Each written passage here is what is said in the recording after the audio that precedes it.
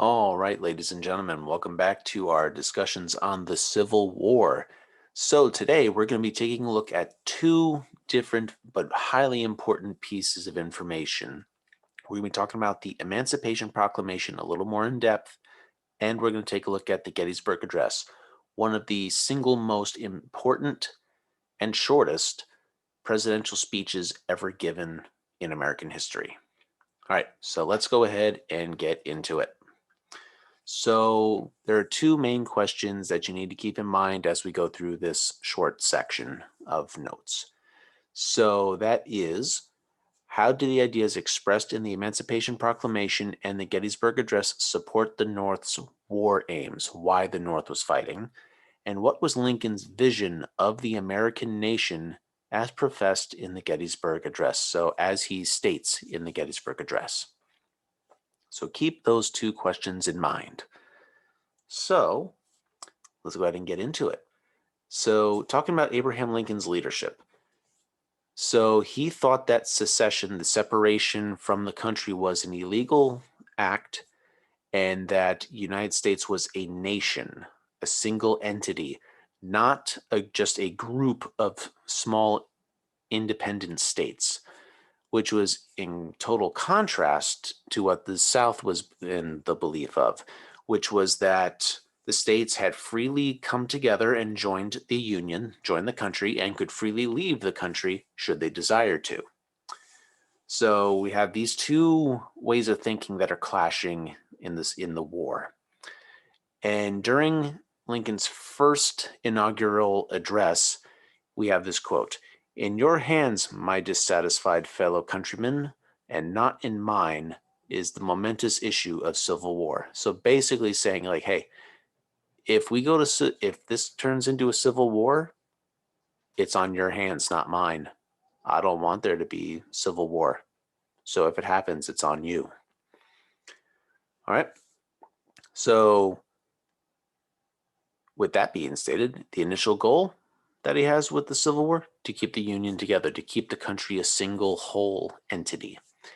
And later, you're going to see the shift to end slavery and expand citizenship.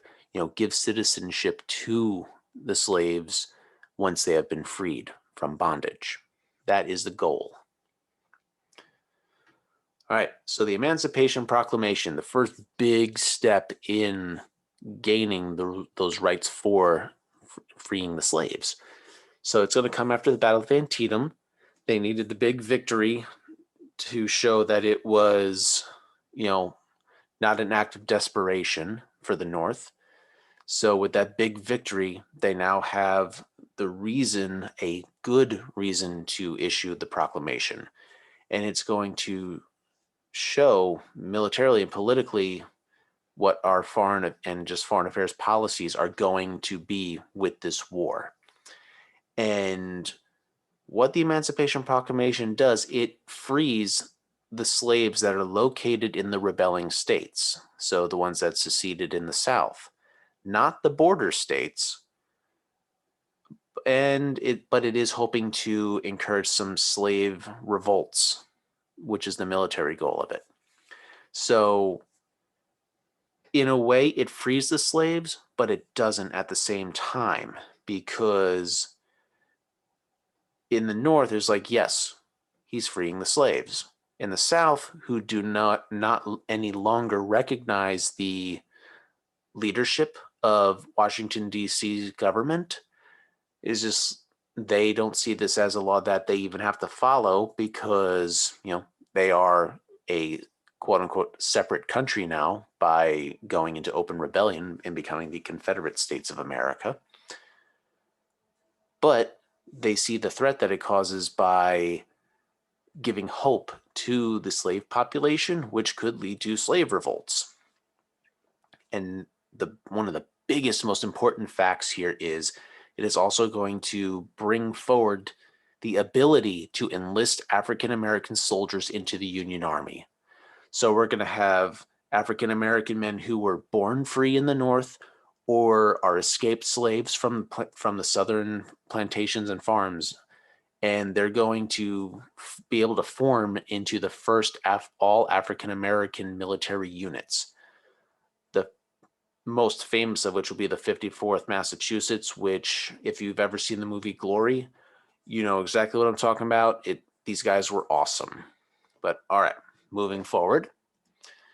So the main thing that we have here politically is that it's going to make the destruction of slavery a goal for the North, which is going to discourage interference from foreign governments such as France and Britain, who opposed slavery. They got rid of it from their empires. So if we're making the war about slavery, they're not going to support the Confederacy, who is still wanting to keep slavery. All right, the Gettysburg Address, one of the most famous speeches any president has ever given. So in it, President Lincoln is going to state that the United States is one nation and not a federation or a grouping of independent states, and that this was what the Civil War was about, and that his ultimate goal is to preserve the Union as a nation of the people, by the people, and for the people. Basically, like, we're not doing this for us, we're doing it for all of you, because we're all Americans. Now, in this speech, he's going to describe the Civil War as a struggle to preserve a nation that was dedicated to the proposition that all men are created equal, and that the country is ruled by a government that is made up of the people, and it's meant to serve the people of the nation. And yeah, it's in total contrast with like what's going on with the South. Like, we're one nation, we're all Americans, but then you have, like, you can't leave once you're a part of us.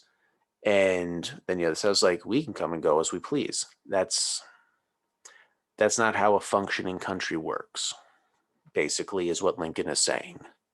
A country that's going to survive doesn't do this. All right.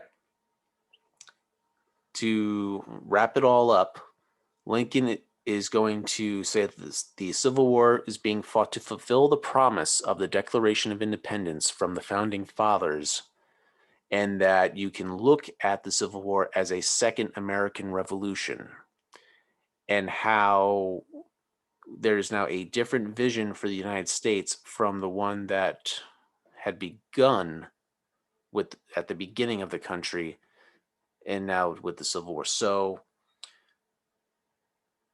we got independence from Britain. We started gaining freedoms for the regular people. We now have more people who are able to vote. Even if you're not a landholder, but you're a man, you can vote. Now we're going to go one step further with all men being able to count in the way that the country is run. That is what he is saying in this speech.